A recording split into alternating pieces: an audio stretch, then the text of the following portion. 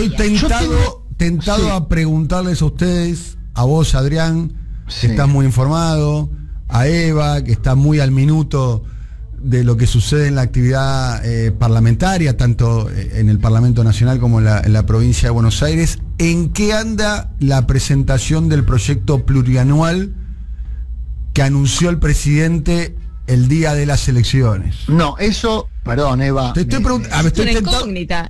No va a haber. Al final, pero ¿cómo? Lo digo, ya sé que queda mal lo que voy a decir, pero discúlpeme, pero usted no va a haber. Qué devaluada que queda la palabra presidencial. Discúlpeme que les diga, ya sé que bueno, eso no los quiero meter a ustedes en este brete. Es una opinión mía, por favor, no los quiero comprometer a ustedes, pero qué devaluada queda la opinión presidencial del presidente en una fecha tan importante, donde graba un mensaje a todo el país, donde anuncia algo que después no sucede.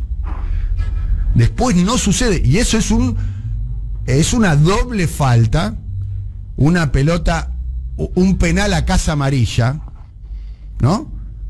Un penal a la tribuna. Al principio de Casa Amarilla lo estabas politizando. No, Casa Amarilla, donde entrena Boca, o donde hay, porque le habían donde hay una tribuna que está Casa Amarilla. Agarras un penal, sí. lo tirás. Un penal a Casa afuera. Amarilla quiere decir que la tiraste muy afuera. Porque Boca es donde nació justamente el proyecto macrista, ¿no? Claro. No, pero no lo dije en ese. Politizas todo. No, es una opinión la que estoy dando. Queda muy devaluada la palabra presidencial por el propio presidente. Sí. Porque acá no hay factores, no está ni Cristina, ni la Corte, ni Clarín, ni la Mar en Coche. Disculpame, quería decir la Mar en Coche. Lo que explica cuando le preguntan por qué entonces no va a haber plan plurianual es porque dice que el plan es el acuerdo con el fondo. Claro. Que el plan es el acuerdo con el fondo. El tema es que tampoco hay acuerdo con el fondo. Entonces no hay plan ni acuerdo con el fondo. Entonces, ¿qué hacemos? Ahí es donde entra a jugar lo que vos decís. Pero se prometió un plan plurianual.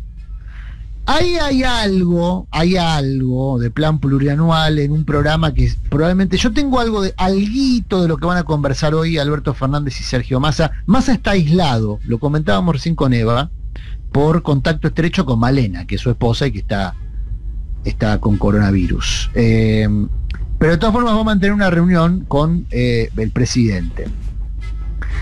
La reunión es para definir la agenda justamente de extraordinarias. Se supone que la fecha para definir la agenda y convocar a las extraordinarias es el próximo 15, es decir, en 4 días, 15 de enero. Y la intención es que la segunda mitad de enero haya extraordinarias. Eva marcaba muy bien que la idea original de Massa era que sean temas con consenso. El problema es que no hay muchos temas con consenso. La verdad, no hay. Está el Consejo Agroindustrial, o sea, la nueva ley, esta ley de estímulos a la producción agroindustrial que se armó con el Consejo Agroindustrial. Hay una ley de energía que también podría contar con consensos, pero no absolutos. Son leyes polémicas porque se le transfieren beneficios a sectores económicos muy rentables, muy dinámicos, como el sector energético y el sector agroindustrial, con lo cual el gobierno considera que estaría apareciendo, generando una situación de extraordinaria, donde se supone que son temas urgentes para concederle beneficios a sectores económicos. Políticamente, por lo menos no es muy atractivo, digamos. Y después está el tema judicial. Me parece que por ahí va a venir parte de la agenda extraordinaria, si es que hay extraordinarias. Dos temas. Sí, la reforma del Consejo de la Magistratura podría ser un tema extraordinario. Reforma del Consejo de la Magistratura, que ya tiene estado parlamentario porque ya fue enviado por el Ejecutivo. Y la Procuración. Sigue Rafecas como candidato, Dani, No sé si vos lo tenías como baja o te habías cambiado el chip. No, sigue siendo Rafecas el candidato del gobierno. No hay acuerdo en ninguno de los dos temas, ni en la reforma del Consejo de la Magistratura, ni en la reforma, ni en el nombramiento de Rafecas. No hay acuerdo dentro del propio oficialismo, no solamente en un acuerdo con la oposición. Así que había que construir primero un acuerdo dentro del oficialismo para después avanzar en un acuerdo con la oposición para obtener el número, para nombrarlo a Rafecas eventualmente. Yo lo veo difícil, pero es una opinión.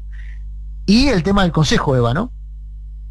Claro, ahí el proyecto presentado en realidad difiere de lo que pide. La Corte pide que vuelvan a ser 20 los miembros del Consejo de la Magistratura. El proyecto presentado, bueno, es otro número el que se maneja, serían 17, y hay ejecutivo y la idea que propone la Corte. Digo, va a ser algo complejo también ponerse de acuerdo ahí.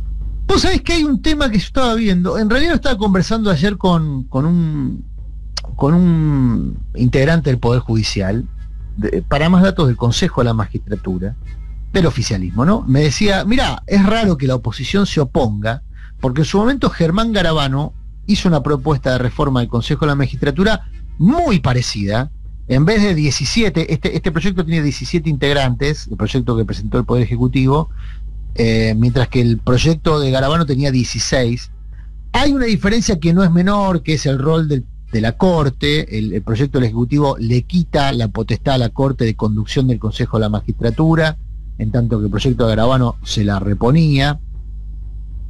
En el medio está el fallo de la Corte, que se repone a sí misma la conducción del Consejo de la Magistratura. Pero el número y los componentes de la propuesta de Garabano y la propuesta del Ejecutivo actual no son muy distintos. Claro, lo que cambió es el escenario político, ¿no? Vos comentabas recién que también hay muchas diferencias en la oposición, y hay diferencias en torno a este tema, al tema judicial.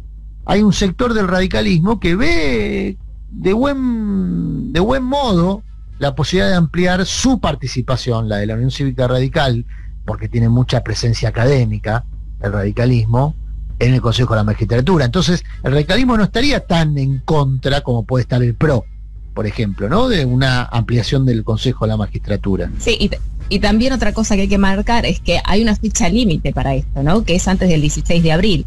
Digo, claro. Si llegamos al 16 de abril sin habernos puesto de acuerdo en qué Consejo de la Magistratura queremos, nos quedamos sin Consejo de la Magistratura. Y todo pasa a ser, todo lo resuelto por el Consejo, según el fallo de la Corte, pasa a ser inválido, ¿no? Exactamente. ¿Dani? Sí, ya estoy acá, queridos compañeros. Bueno, quiero avisar a los oyentes, tuvimos un pequeño problema técnico, ya fue resuelto. Bien, fenómeno. No, te decía, bueno, la agenda parlamentaria le van a sacar punta hoy Massa y Alberto Fernández. A ver si hay o no extraordinarias. Me parece que la agenda pasa por ahí. No hay, en principio, ninguna otra novedad o as bajo la manga. Te preguntaba lo de China, Dani. Sí, porque ayer estuve el presidente va a ir a China, ¿no? Sí, estuve averiguando los detalles de ese viaje. Es un viaje de comitiva corta. 17 integrantes, no más. 17 integrantes, no más. Es una comitiva corta si uno la compara con la que fue a Europa, por ejemplo, que era prácticamente un avión entero. Pero también es cierto que en el caso de Europa eran varios los destinos, ¿no? Eran varios los destinos, eran varias las reuniones. Además eran dos cumbres, ¿no? Estaba el G20 estaba y la del cambio climática. Claro. Exactamente. No, acá es una reunión. Son dos eventos. Igual los periodistas van a ir, me imagino, ¿no? Porque bueno, está la vieja tradición de subir a muchos periodistas, la vieja tradición que casi todos bueno, tradición que se cortó con Cristina. Sí. No, se cortó con todos en algún momento. Porque Menem tenía, después la cortó. Sí. Néstor la tenía, después la cortó. Pues Cristina lo cortó. Y Cristina creo que nunca la aplicó. Nunca la aplicó. Me parece que Cristina nunca la aplicó. Me parece, tendría que hacer un poco de memoria. Es verdad. Néstor sí, de hecho yo tuve la oportunidad de viajar, la famosa nota con el Tango 01, en un viaje a Río de Janeiro. Bueno, cuestión que igual son 17 integrantes, yo no sé si van periodistas. El avión, y bueno, ya que llevas avión. Además los periodistas, lleva muchos periodistas, ¿no?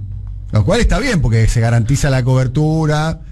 Bueno, ¿no? Es un viaje, mira, yo fui a China, es un viaje difícil para hacerlo por fuera de la comitiva, yo fui a Shanghái y fui a Beijing, y es un viaje que si vos lo haces por fuera de la comitiva, o llegás muy temprano o llegás muy tarde, pero es muy difícil porque las burbujas presidenciales tienen beneficio que los pasajeros no. que los pasajeros... Bien. No, y ¿por qué es importante? Porque es un proyecto enorme, realmente enorme, de inversión de China en el mundo, para abrir caminos marítimos, terrestres, lo tiene con Europa, lo tiene con América Latina, y es a lo que se opone Estados Unidos. Exacto. Es decir, una de las condiciones que Estados Unidos le pone aparentemente a la Argentina para avalar el acuerdo con el fondo es que no adhiera o no se sume a este acuerdo que propone China. Bueno, Alberto Fernández está viajando en febrero, o sea, un mes antes de que venza del deadline que vos mencionabas, Dani, del vencimiento, el primer gran vencimiento con el fondo de este año. Y la intención expresada ayer por Cancillería cuando yo pregunté es, no, vamos a los Juegos Olímpicos, que Estados Unidos quiere boicotear, o sea, gesto político, y además vamos a adherir a la Ruta de la Seda. Para que tengan dimensión de lo que implica adherir a la Ruta de la Seda, es que la Argentina se compromete a avanzar en la implementación del 5G con la tecnología que promueve China, O sea, no es poca cosa. Estados Unidos le está haciendo una guerra frontal a todo esto. Y Estados Unidos es el que tiene que firmar el acuerdo con la Argentina. Pregunto, Rulo, Dani, Eva, compañeros y compañeras. Alberto Fernández que va a firmar, si es que firma, si esto que se dijo ayer en Cancillería se confirma dentro de 15 o 20 días en China, ¿es un cambio de paradigma y en tal caso es la declaración de no pago de la deuda, por lo menos de no acuerdo en los términos que quiere Estados Unidos? A mí me parece como mucho. Empezó, estoy tentado a preguntarte si empezó el show del chiste. No, bueno, pero pregunto, no, a ver. Está bien. Yo creo que puede haber una procrastinación con el tema de Fondo Monetario y además es algo que le cae muy bien a la impronta y a la velocidad del presidente de la Nación, procrastinar, ¿no? Sí. Y cómo se devalúa la palabra presidencial. Recordemos que 14 de noviembre, el día de la elección, el presidente a todo el país, antes de conocerse los resultados, dijo que iba a enviar un proyecto de ley plurianual al Congreso. Sí. ¿No dijo eso? No lo dije yo, no es una especulación mía. No, eso no. No, bueno, por eso. Sí. ¿Pasó? Sí. No, si pasó, si lo envió, no. Sí. Bueno. Y después no, ya ahora lo acoplaron al tema del acuerdo con el fondo. Se enviaría todo junto. Así se devalúa la palabra presidencial también, Cuando decís cosas que no pasan. Como la palabra de cualquier persona. Si yo mañana te digo, mañana va a haber 2 micrófonos nuevos acá. Sí. Y mañana no hay, pasado no hay, el miércoles no hay, el jueves no hay, el viernes no hay. Bueno, pasaron cosas. Pero con respecto a lo que dice Adrián. A propósito de que los micrófonos, puede haber micrófonos nuevos acá, ojo, ¿o no? Ojo, ¿Estás haciendo un anuncio? No quiero vender humo. Después te tomo la palabra, a ver si cumplís con eso. No me corresponde a mí. Te digo, Adrián, a ver, la impresión mía. Sí, efectivamente es un paso en el sentido contrario a lo que lo que marcó Estados Unidos. Yo creo que con esto está muy vinculado el viaje programado para la semana que viene de Santiago Cafiero a Washington para reunirse con Anthony Blinken. Yo creo ahí. Primero va Cafiero a Washington, después Alberto. ¿En qué sentido? Sí, pero te agrego un elemento que, digamos, es la lectura mía que hago. Yo creo que, a ver, lo voy a decir, te voy a tratar de decirlo en tono no ofensivo, pero no me va a salir. Es como que Cafiero va a dar explicaciones anticipadamente. ¿Ese es el no ofensivo? Claro, porque te dije que no me iba a salir. Quiero saber cuál sería el ofensivo. El que no me salió, quise hacerlo no ofensivo, me salió ofensivo. Qué mal. O sea, Cafiero va a Washington a dar explicaciones. A anticipar lo que va a hacer Alberto Fernández en febrero, diciendo por qué vamos a hacer esto. Y el argumento que va a utilizar, supongo, va a ser... le va a decir a Blinken, no es como dice Murano, que esto es alinearse con China. Fíjate vos, o fíjese usted, no sé cómo es el trato, el otro lo sé perfecto, que muchos países europeos han firmado la ruta de la seda. Claro. Es decir, no es que están, inclusive hasta te diría, hasta el tema del 5G no es así tan definitivo que nos alineamos. China es ahora, antes era el primero y ahora es el segundo socio comercial de la Argentina. Brasil recuperó el primer lugar. ¿Cómo está el ranking? Porque el ranking estaba se movió... Brasil, China, Estados Unidos. Ahí era el podio, ¿no? Sí, en un sigue momento, siendo el podio. históricamente era Brasil, claro. Después Brasil bajó, fue China, tengo entendido. Hoy en exportación e importación uno de los dos cambió. Estaba viendo las cifras, ahí hay un cambio ahí en uno de los dos rubros. Lo que creo que cambió, habría que ver, porque eso cambió gracias, entre otras cosas, a la gestión de Daniel Osvaldo, le quiero decir. Sí. Creo que hay superávit China. Superávit comercial con Brasil. Yo fue mucho tiempo. Yo pensé que el mérito de Scioli. No, está bien. No.